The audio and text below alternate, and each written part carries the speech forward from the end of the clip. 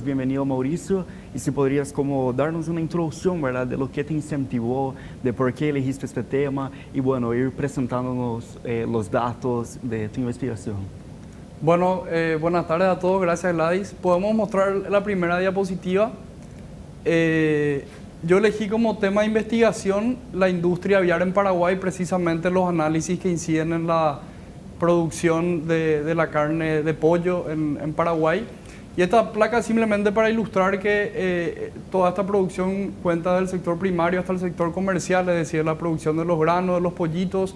Después eso va a las plantas de balanceado los granos y a las plantas de faena los pollos, y luego lógicamente todos nosotros encontramos en los supermercados y en los distintos puntos de venta.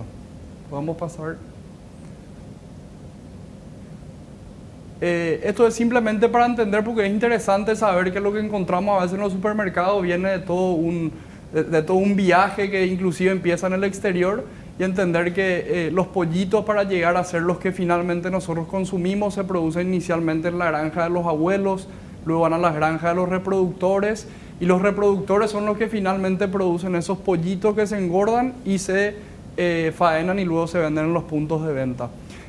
El gráfico de abajo ilustra un poco cómo funcionan las granjas integradas. Las granjas integradas son las granjas que básicamente ponen la infraestructura a disposición y trabajan en alianza con los frigoríficos para poder engordar los pollos en esas granjas y luego devolver esos pollos a los frigoríficos. Se reciben los pollos, se hace un pesaje, lógicamente, para saber después cuánto le tiene que pagar el frigorífico a la granja. Se inicia el proceso de producción, que dura unos 40 días, y luego del proceso de producción hay un vacío sanitario, porque en esta industria la sanitación es muy importante, porque se producen en granjas entre 30.000 a 200.000 pollos por granja. Entonces es muy importante cuidar la salud del animal, tanto por los animales como lógicamente por el ser humano que después consume estos pollos, ¿verdad? Súper interesante. No quiero nomás interrumpirte mucho, Sí. pero en estos últimos meses vimos también como protagonista la industria avícola, sobre todo con los paros que hubo el año pasado de los camioneros, y ahí nos decían los industriales: todos estos pollitos que están acá se pueden morir porque no llega a tiempo cuando se corta esa cadena que vos nos mencionabas.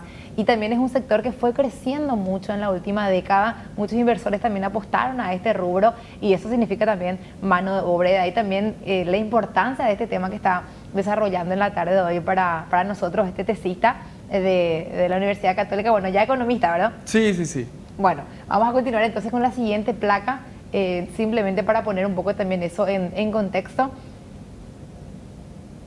Sí, un poco aprovechando respecto a lo que decía, desde el 2009 al 2019 la producción de pollo se duplicó en Paraguay, un poco lo que explica la dinámica también.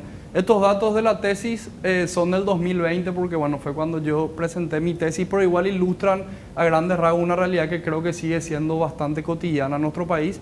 Esto simplemente de nuevo a modo de ilustrar un poco dónde se ubican los distintos frigoríficos. Esto es importante porque, como explicaba Gladys, los pollitos a veces ni bien nacen, son transportados a las granjas. Entonces, si uno produce en el Chaco, por ejemplo, llevar hasta la región oriental podría no ser factible, y viceversa, una vez que los pollos ya están engordados, llevar y transportarlos a una distancia muy lejos no sería factible. Quizá ahí, Mauricio, pues, interesante también para la audiencia, de repente no es evidente, pero las plantas de frigorífico para este tipo de animal son bien distintos a lo que es un frigorífico de carne vacuna o el consumo de carne. Sí, si bien pertenecen un poco a la misma industria, esta es una industria un poco más tecnológica, actualizada, digamos, y casi automática en algunos procesos de faena, ¿verdad? Lógicamente, como en todos los segmentos, existen plantas un poco más avanzadas a nivel tecnológico que otras, pero sí, un poco lo que decía Alfredo, no es exactamente la misma planta que se utiliza para la carne vacuna que la que se utiliza para la carne de pollo.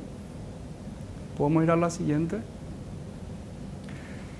Respecto al problema de investigación, más que un problema, era un poco lo que a mí me motivó a hacer esta investigación, un poco por una experiencia laboral que tuve en este rubro, hablando con el ingeniero que nos ayudaba en la parte técnica. Él me decía, porque había tenido visitas a Brasil, me decía: solamente en el estado de Paraná, en Brasil, se producen 3.300.000 toneladas de pollo, y acá en Paraguay solamente 200.000, o sea, ya era más de 10 veces más lo que se produce solamente en un estado de Brasil, que lógicamente como país son más de 200 millones de habitantes, Pero fue eso lo que me llamó un poco la atención.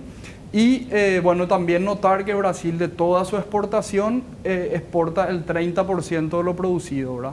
Entonces esto ilustra un poco de que en Paraguay el 97, 98% de lo producido se queda en el país, y por otra parte ilustra el consumo per cápita de carne, que si bien a veces tendemos a creer que como paraguayos comemos muchísima carne de todos los tipos, realmente no es tan así como nos comparamos ni en la carne vacuna, ni en la de cerdo, ni en la del pollo, como puede ser con Argentina o con Uruguay, que según las estadísticas al menos son un poco más carnívoros que nosotros, ¿verdad?